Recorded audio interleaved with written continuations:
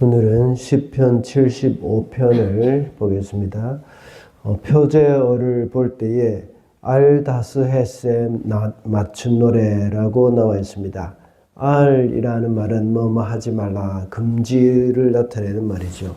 사시헤트라는 말이 있는데 이것은 멸하다, 파괴하다라는 의미입니다. 그래서 알다스헤스라는 말은 당신은 멸하지 마소서라는 말이 됩니다. 그 당시에 알다스헷이라는 노래가 있었는데 그 노래의 곡조에 맞춰서 부르는 찬양임을 알 수가 있습니다.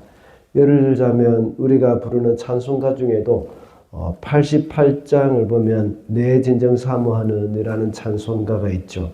그 가사는 찬양 가사이지만 그 곡은 세속노래의 곡에 맞춰서 영국에서도 아주 잘 알려진 노래입니다. 그 곡에 찬송가 가사를 붙여 넣은 것이죠. 이것을 작사한 프레이라는 사람이 이 곡에 가사를 붙인 것입니다. 오늘 우리가 봉독한 시편 75편도 이와 같은 원리입니다. 시편 중에서는 알다스헷에 맞춘 노래가 오늘 본문 75편 외에도 57편과 58편 그리고 59편에도 있습니다. 75편의 저작 배경은 히스기야 시대의 아수르의 침공이 그 배경이 됩니다. 그러므로 75편의 저자는 다윗 시대의 아삽이 아니라 74편과 같이 아삽의 후손 중에 한 사람임을 우리가 짐작할 수가 있습니다. 그리고 74편이 75편보다 훨씬 후대에 기록되어졌음에도 불구하고 74편 뒤에 75편을 넣은 것은 편집자의 의도가 있습니다. 그것은 74편의 마지막 부분에 나와 있는 주의 대적자의 저 소리를 부디 잊지 마십시오 라고 간구하는 그 기도의 응답으로 75편을 넣은 것입니다. 왜냐하면 75편은 하나님의 공의로운 심판을 소망하는 노래이기 때문입니다. 그 소망 가운데 교만한 악인이 멸망하게 될 것과 겸손한 의인은 승리하게 될 것임을 노래합니다. 그래서 오늘은 이 궁극적인 승리라는 제목으로 말씀을 살펴보고자 합니다. 먼저 하나님의 공의로운 심판이 있기 때문에 궁극적인 승리가 있습니다. 2절 말씀입니다. 하나님께서 말씀하시기를 내가 정하여 놓은 그때가 되면 나는 공정하게 판결하겠다. 방금 읽은 2절에서는 직접 화법을 사용해서 하나님께서 직접 말씀하시는 것으로 기록되어 있습니다. 공의로운 심판의 때를 내가 정해놨다는 것을 말하고 있는 것이죠. 그래서 1절에서는 아직 이루어지지 않았지만 하나님의 구원이 가까이 이르렀다는 것을 믿고 있는 것입니다. 그래서 하나님께 감사와 찬양을 하는 내용으로 시작을 하고 있습니다. 이것은 끝에 가서도 동일하게 하나님을 높이는 이유가 됩니다. 그 결과 어떻게 되겠습니까? 천사가 와서 하룻밤에 아수르 군사 18만 5천 명을 다 죽여버렸던 그런 일들이 있었죠. 이와 같이 하나님의 말씀은 반드시 이루어진다는 것을 우리는 잘 알고 있습니다. 하나님의 말씀의 성취는 성경에서 수없이 보아왔습니다. 그렇기 때문에 우리는 당장 여러 가지 어려움과 고난이 닥쳐오지만 하나님의 공의로운 심판을 생각하면서 잘 이겨내야 합니다. 그렇게 할 때에 궁극적인 승리를 거두게 될 것입니다. 아수르 군사들이 예루살렘을 포위하고 온갖 모욕을 다 하면서 항복하라고 했습니다.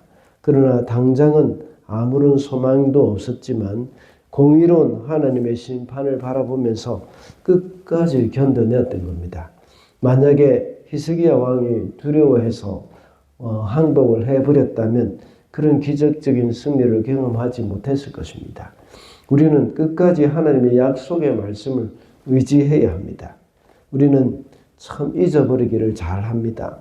하나님이 지금까지 우리를 어떻게 보호해 주셨고 어떻게 인도해 주셨는지를 늘 생각할 때 앞으로도 하나님이 우리에게 이루실 궁극적인 승리를 소망할 수 있을 것입니다. 그것을 소망하면서 끝까지 잘 인내해야 합니다. 이 땅을 살아가는 동안 하나님의 공의는 시시때때로 오게 됩니다. 그뿐만 아니라 가장 최종적인 승리는 또 언제 옵니까? 이 세상 마지막 때가 되면 하나님의 공의로운 심판이 임하게 될 것입니다. 그때가 되면 의인은 궁극적인 승리를 확실하게 얻을 수 있다는 것을 우리가 알 수가 있습니다. 둘째로 악인은 교만 때문에 패할 수밖에 없습니다. 4절 말씀입니다. 오만한 자들에게는 오만하지 말아라 하였으며 악한 자들에게는 오만한 뿔을 들지 말아라. 오늘 본문 4절부터 7절까지는 교만하지 말도록 경고하고 있습니다. 여기서 말하는 뿔은 힘, 능력, 권위 이런 것들을 가리키는 말입니다. 그래서 자신의 힘을 과시하고 교만하여서 하나님을 멸시하고 하나님께 도전하는 자들을 향한 경고의 말씀입니다. 실제로 오늘 본문 배경이 되는 아수르와 산헤립이 아수르의 왕 산헤립이 유다를 침공했을 때에 그런 일이 일어났죠. 아수르 왕 산헤립과 그의 부하 랍사게는 얼마나 교만하게 행했는지 모릅니다. 그는 편지를 써서 히스기야 왕과 유다를 위협했습니다. 그리고 아주 큰 소리로 성 밖에서 성 안에 있는 사람들까지 다 들을 수 있도록 큰 소리로 하나님을 모독했습니다. 지금까지 어느 신이 우리 손에서 자기 백성을 구할 수 있었느냐 하면서 떠들어댔습니다. 그러니 여호와 하나님도 너희를 우리 손에서 구할 수 없다 하면서 위협을 했던 것이죠. 그러나 그런 교만한 말을 하나님도 다 듣고 계셨습니다. 그래서 결국은 부끄러움을 당하고 자기 나라로 도망갈 수밖에 없었죠. 산헤립은 자기 자식에게 도망가서 자식에게 살해를 당했습니다. 이것이 바로 교만한 자의 최후입니다. 베드로전서 5장 5절에서 하나님은 교만한 자를 대적하시고 겸손한 자에게 은혜를 베푸신다고 했습니다. 우리는 자신도 모르게 교만이 불쑥불쑥 올라올 때가 많습니다. 아직도 우리 속에 교만한 죄의 본성이 습관적으로 남아있기 때문입니다. 사람들은 승승장구하고 일이 잘 되면 그것이 자신의 능력인 줄 알고 교만하게 됩니다.